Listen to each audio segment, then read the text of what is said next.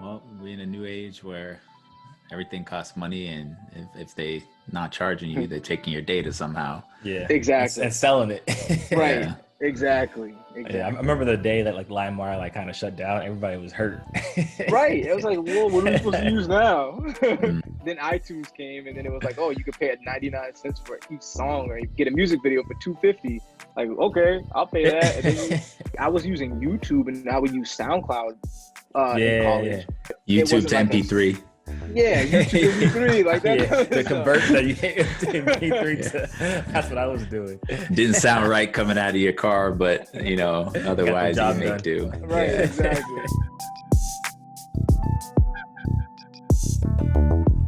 What's going on, everybody? Welcome to Without a Roadmap. It's the podcast for the product folks who don't have all the answers.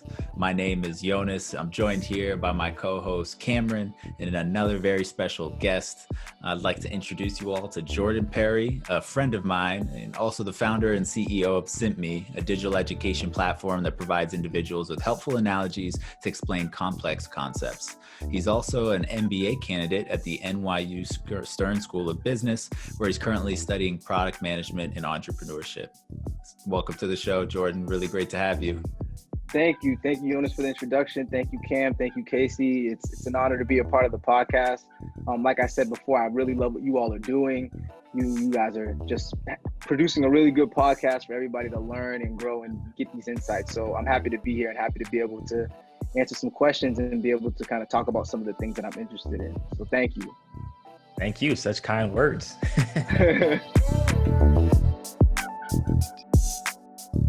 I think to start off, maybe we can talk a little bit about your MBA experience right now. Everyone knows it's COVID, and that's drastically impacted how school is being taught across all levels, from pre-K all the way up to college and then post-grad as well. So maybe let's start off just talking about how that experience is, because I feel like a lot of the benefits of doing an MBA is like all the networking experience and the people you get to meet as part of that process. So maybe just talk through like how the MBA programs are adjusting to fit or to make that experience still a well thought out experience during COVID times.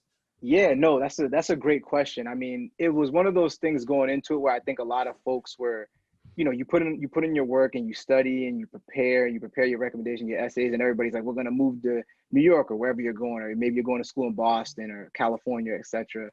And then obviously COVID happened and you kind of have to adjust. I think the good thing about the Stern community is that it's very close knit.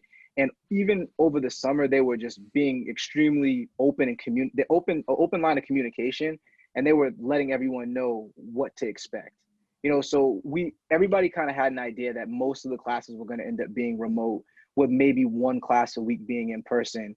But I think that because they were completely transparent throughout the summer, that really helped people to really feel like, okay, well, I feel like they're trying their hardest to adjust and they're trying their hardest to adapt. Yeah, that's what's up. I know it's not the same, but like everybody else in the world right now is trying to make the best of this situation. So, that's good to hear that you feel like it's kind of still been beneficial. And, I know how important that is to you. But, before Stern, before business school, you were actually in the finance career for the majority of your professional experience. I'm curious if you could give us a little bit of background and kind of, what you were doing in finance and how that influenced SimpMe, which is the company that you started, you continue to work on while you're a student, and kind of how that kind of idea came about. Sure. So just to give you some background information on the experience that I had within financial services, I was fortunate enough to gain an internship when I was at Villanova. That's where I went undergrad. I studied finance and entrepreneurship. I interned for 2 summers at John Hancock Investment Management in Boston, working within the fund administration department. And during that time, I was able to work within different groups in fund admin. I was working within performance reporting for mutual funds. I interned within the portfolio and cash services group. And following my graduation from Villanova, I ended up working as a mutual fund tax analyst. So during that time, I was working on tax returns for our funds, tax provisions, doing tax reporting, and also like distributions for our mutual funds and paying out dividends to shareholders and being a part of that process. So that was my financial services experience. And it was, you know, a natural progression based off of what I studied in college, being kind of like a finance guy during that time. But in terms of SimpMe, interning at John Hancock was what opened my eyes to the aspect of SimpMe and building out that platform. And it really started because of a pain point in my learning experience where I was having some issues understanding some of the business terms and concepts that I was being exposed to as an intern. So during that time, like the summer that I had my internship, I was trying to understand like what a portfolio of investments was. At the time, I kind of had a basic understanding of it, but I really wanted to understand the nitty gritty aspects of it to further my growth. And I started making analogies. So I would take a concept like the Celtics and the Boston Celtics and how Brad Stevens and Danny Ainge has to go and draft players and pick players. And he picks these players, assessing them based off of their success in college. And pretty much they want to draft players that are going to be beneficial to the team. The same concept is you see in finance when portfolio managers are picking stocks, they're picking bonds to try and enhance the value of the portfolio. So that analogy helped me understand what a portfolio of investments was. And I continued writing these analogies, spoke to some friends during the summer, spoke to my parents. I said, hey, like, what do you guys think of this analogy? And they're like, oh, that's pretty helpful. That makes sense. Maybe you could make a website or something for it. And I'm like, you know what? That's a good idea. And that's essentially how SimpMe came about. That's super interesting. The kind of problem creation process and kind of thinking about it in the way that it can help you. I feel like that's where a lot of the best products are created. That's kind of, that was how Parlor was created. You know, it was like an internal set of tools that, you know, myself and the co-founders of Parlor created at our last company, Firecracker, which is also an ed tech company, interestingly enough. I feel like it's when you kind of feel that pain yourself, it's so much more easy to empathize and understand. But I'm curious, were you like getting any other like data points where it's like, oh, there's other people around me who find these, you know, useful and that, you know, they might benefit from these? Like, how are you kind of like validating the impact of the work that you are creating? Yeah, no, that's a great question. So like one of my best friends, my roommate, he's a computer programmer. So we were always bouncing ideas off. He was helping me build like a framework, build like an initial iteration of the site. And Villanova also had a competition on campus, an entrepreneurship competition. So when I was a senior, I decided that I wanted to minor in entrepreneurship. And one of the classes we had to take, we had to actually participate in the entrepreneurship competition. And that was like a remarkable experience because I was literally working with four of my friends. And my friend Kofi, who was my roommate, one of my best friends, like literally he was with me too. So it was just great to work with him and work with all the other students that I was working with on the idea. And we ended up making it to the finals of the competition. So like that was really cool because at that point I'm like, hey, like this could actually, like this has legs. Like people really like this idea and there's value there. In addition to that, some of my professors that I was really close with, they allowed me to come to their classes and pitch SimpMe and say, hey, you know, we're in the introductory to business class. I have this concept, it's called SimpMe. Would you guys be open to checking it out?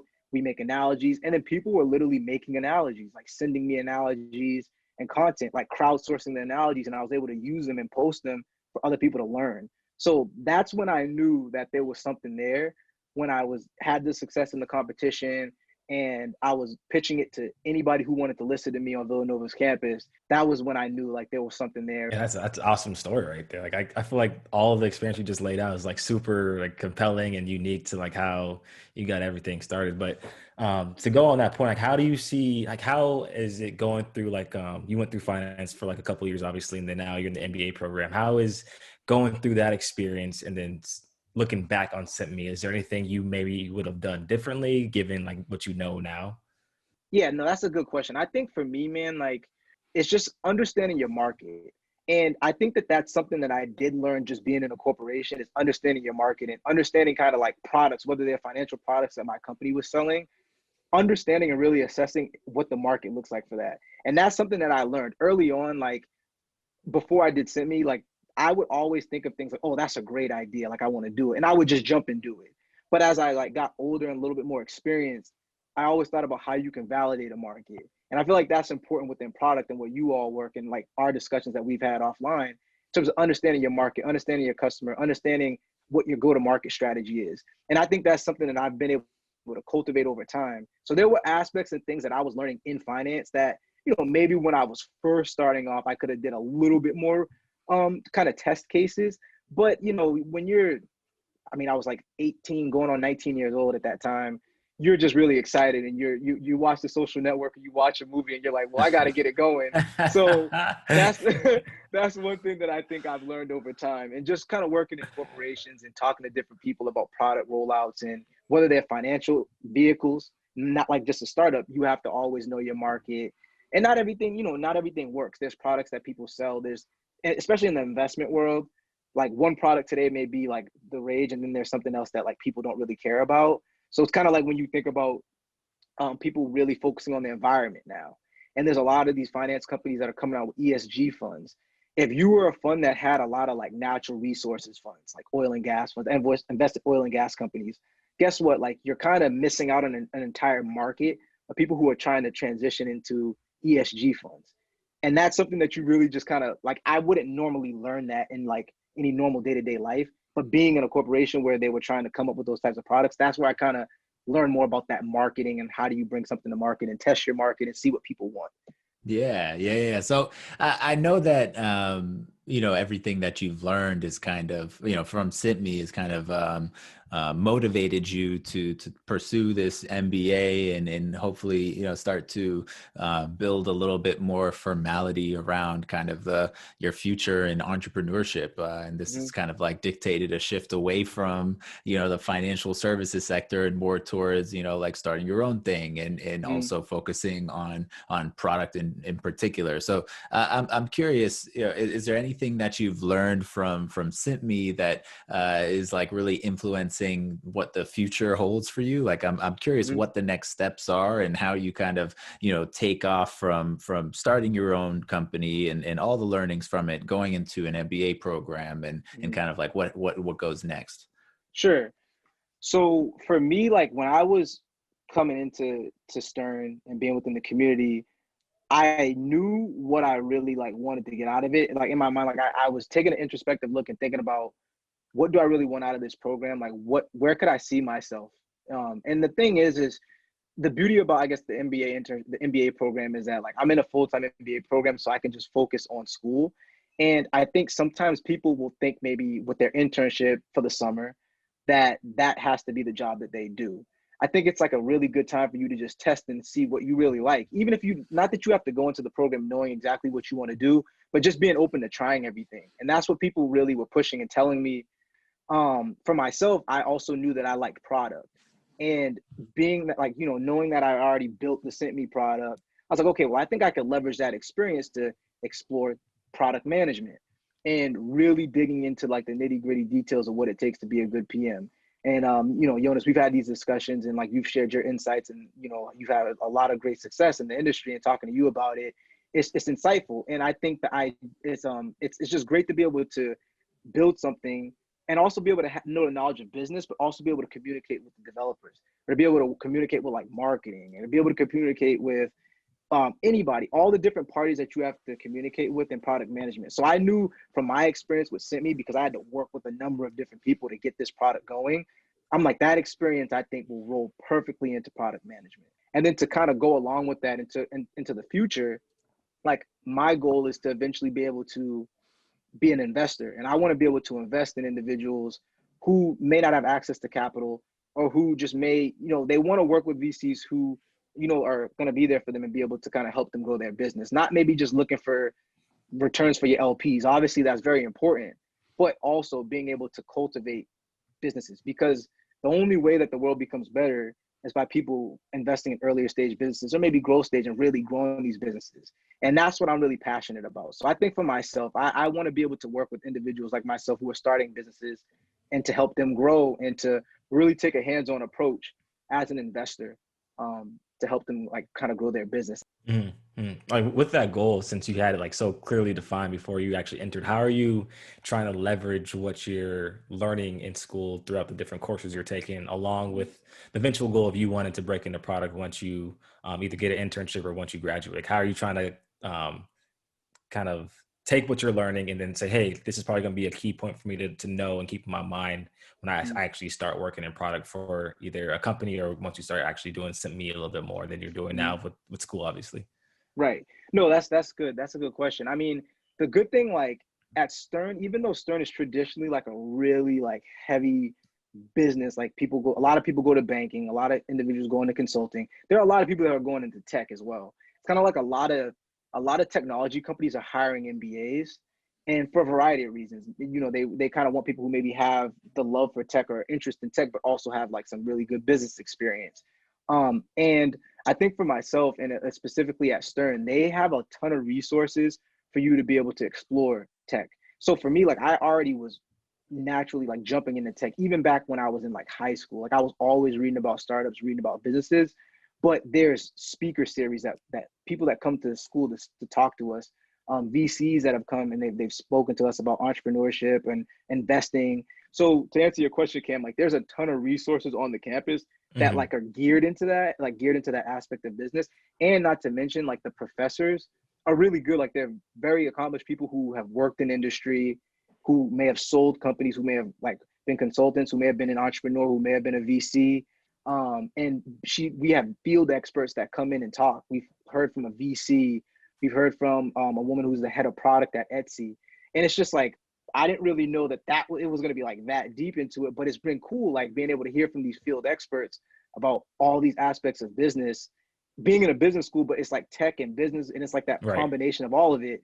So, you know, taking classes that you really want to take was my big focus, and just being able to kind of pull all that together from like not only just like learning and doing the schoolwork, but also being able to connect and trying to connect with professors who have experience in those areas. Like that was really kind of part of my plan going into it.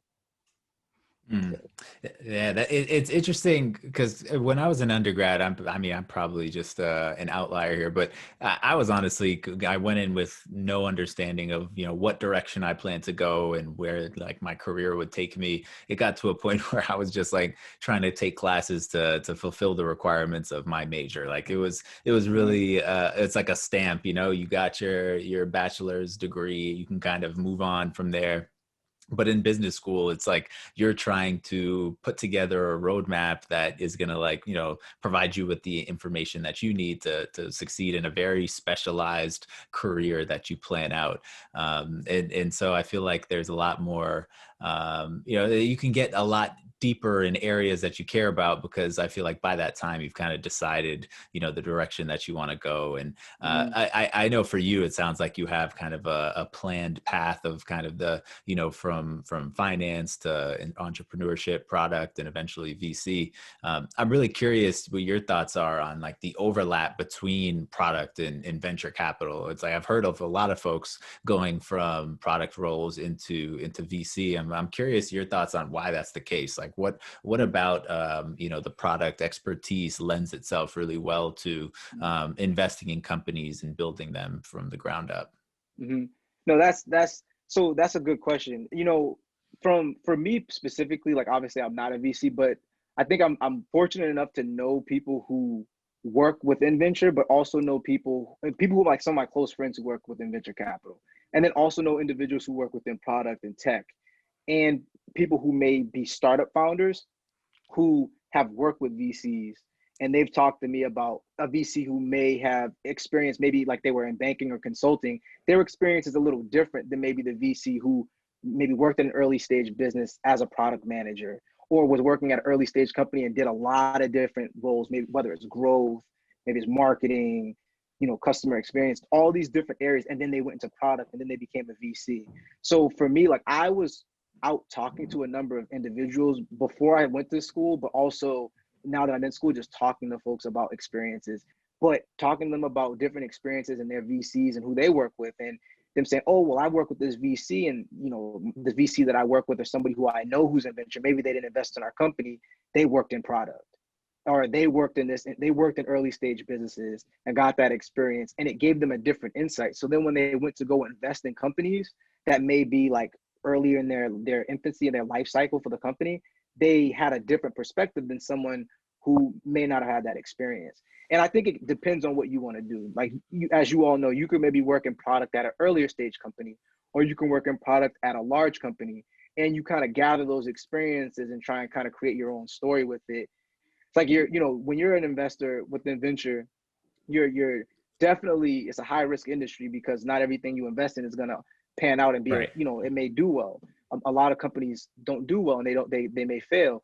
But one of my teachers, he says this all the time from my entrepreneurship class. He's like, you can mitigate risks by knowing certain aspects of business and answering certain questions in a framework that he's developed that's allowed him to have some success within his career, to be able to mitigate those risks of failing. So, the statistics are the statistics in terms of the level of success for a startup, Right. but you can mitigate certain risks, and the factors that you can control.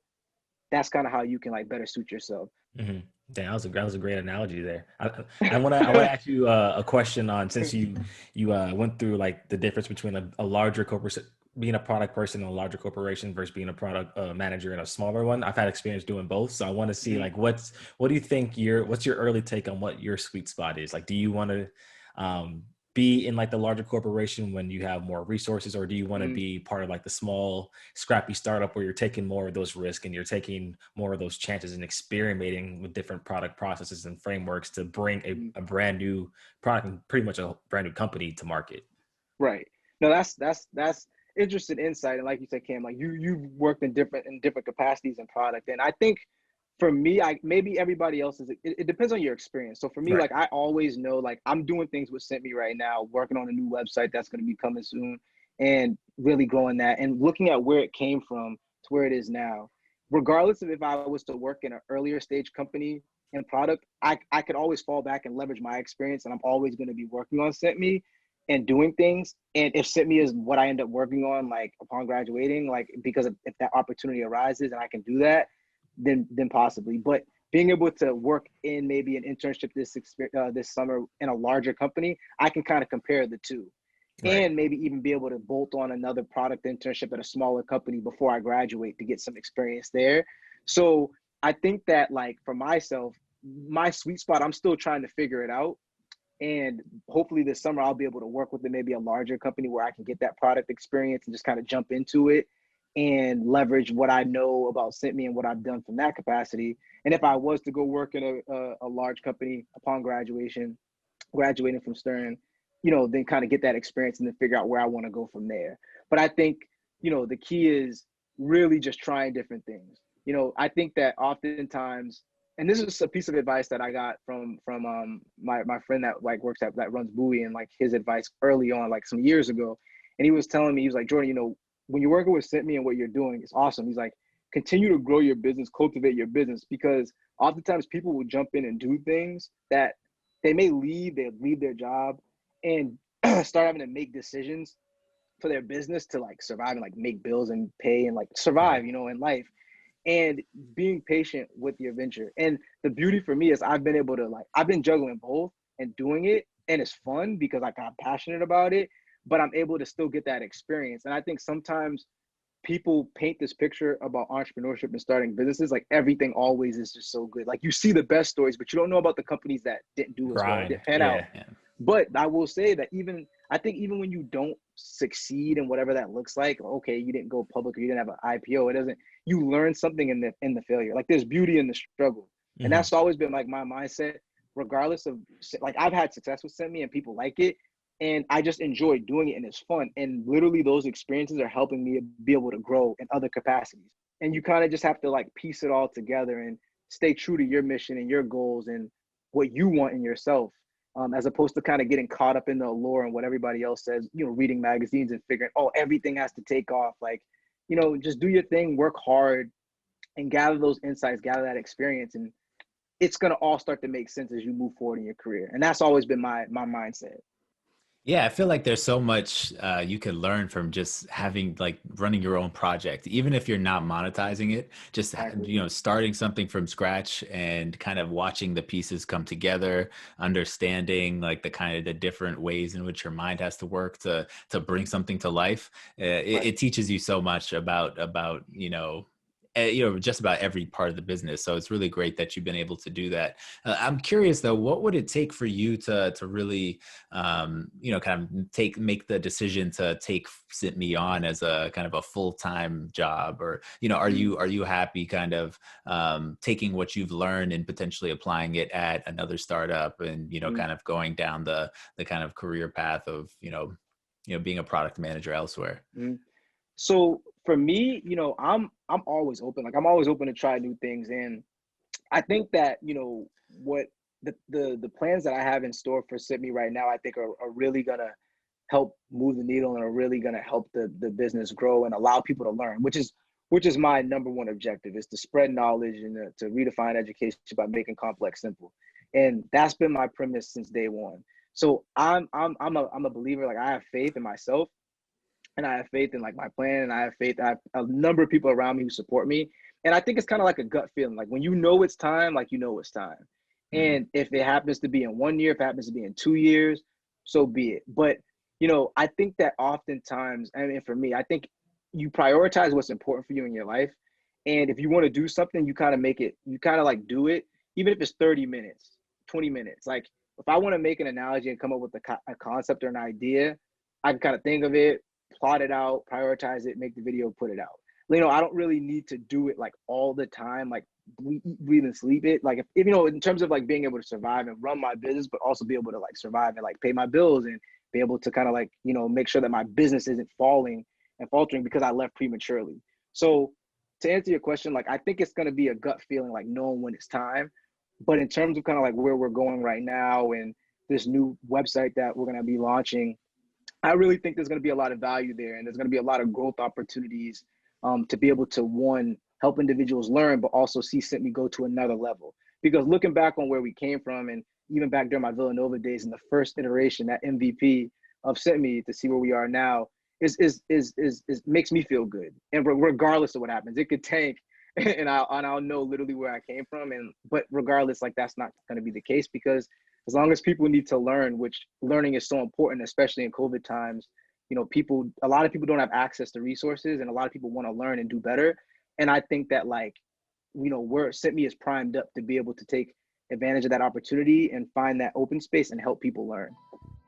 With that said, that great way to end the podcast and sharing your thoughts of the future of SimpMe and how you plan to take it to the next level. I think we all want to thank you for hopping on, Jordan. We appreciate you taking the time out of your day, chopping it up with us, shedding some light on the MBA experience, your experience with SimpMe, and your future plans. I'm sure that you're going to be doing big things, and hopefully you invest in Yonas and I's future company at some point. Of course. It'll be a first call.